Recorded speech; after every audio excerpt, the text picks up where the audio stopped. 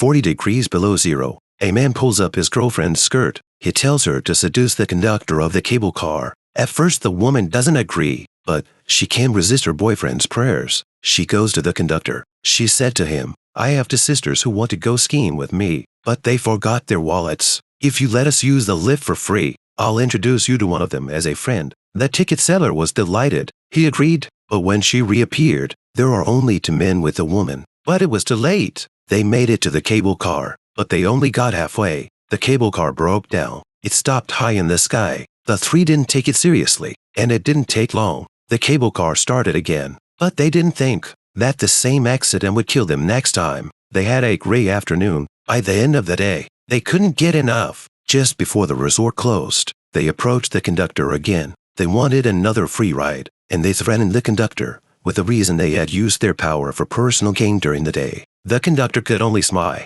and made an exception to let them take the last bus. Just when the three of them were secretly glad that they were clever, the employee at the bottom of the hill was called away by the manager. He told his replacement that there were three more people in the cable car. Wait for them to come down the mountain before closing the cable car. But not a moment later, the employee saw the three men sliding down the mountain. At the same time, the employee closed the cable car, and just like that, the cable car came to a complete stop. The three thought it was just a daytime problem. They weren't very scared, but after a long wait, the cable car showed no sign of starting. Even the street lights went out. They realized they've been forgotten in this freezing weather. 50 meters above the ground, Lotzi had an emotional breakdown. Because this ski resort is only open at weekends, that means 6 days until the next opening. There won't be anyone to save them in the middle. And what's worse, there's a big wind and snowstorm coming. They're shivering in the cold. They had to huddle together to keep warm. Just then,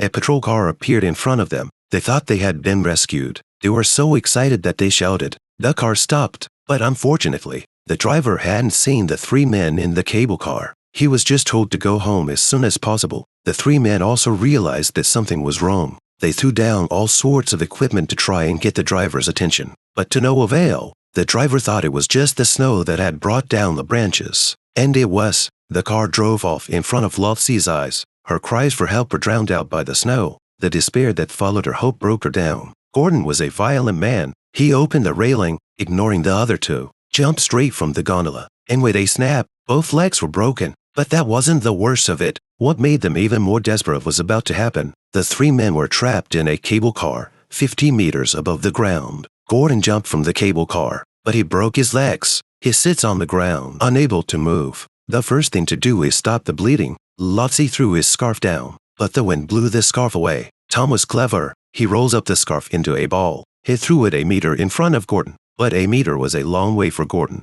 who had broken both his legs. And after a few attempts, he got the scarf through the pain. But just as he was about to put the bandage on, a wolf's howl came from deep in the snowy mountains. Sure enough, the smell of blood attracted the hunters hiding in the darkness. It wasn't long before Lotzi saw the wolves. Lotzi threw down her skis and tried to scare the coyotes away. But in less than 2 seconds, the fleeing coyote brought back more wolves. Gordon knew he was dying. He'd begged Tom not to show his girlfriend. It was all Tom could do to keep Lotzi under control. It didn't take long. The screaming stopped. Gordon was dead. Looks like they weren't just fighting the cold. They had to watch out for coyotes too. It's devastating. It's daylight at last. The hillside is eerily quiet as sleeping Lotzi slowly wakes. But as soon as she does, she realizes something is wrong. Her hands are connected to the bars. Ignoring the pain, Lotzi began to push. A layer of skin was ripped off. But that wasn't all. Lotzi's face was frowning, and it's starting to fester.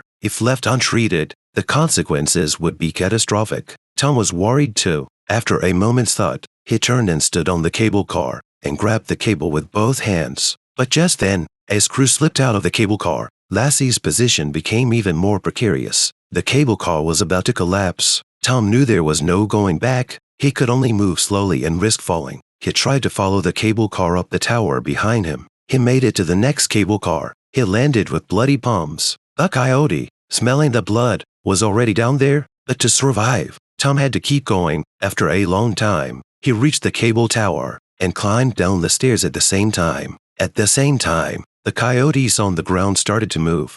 50 meters up in a cable car, a woman suddenly has to go to the toilet. She held it in and held it in. Finally, she couldn't hold it in any longer. When Tom's not looking, she peeked quietly out. No one would come to rescue them. If they want to survive, the only way to survive is to save themselves. Tom grabbed the cable above them. He tried to reach the tower, but the hungry coyotes below are already on him, so Tom can't afford to miss a beat. Fortunately, Tom made it to the cable tower and made it down to the ground. But before he could get to his feet, a coyote came out of nowhere and it bit Tom's arm. Just in the nick of time, Tom touched a ski pole not far away, and then he scared the coyotes away. He got on his skis and glided down the mountain. But what he didn't know, as soon as he was gone, and the wolves went after him, Lotsie Saturday on the rickety gondola, hoping for a miracle. But after a day and a night, no help came. At this point, Lotsie knew Tom was probably dead. She was on his own. She saw that the snow under her feet was deep enough. She wanted to jump,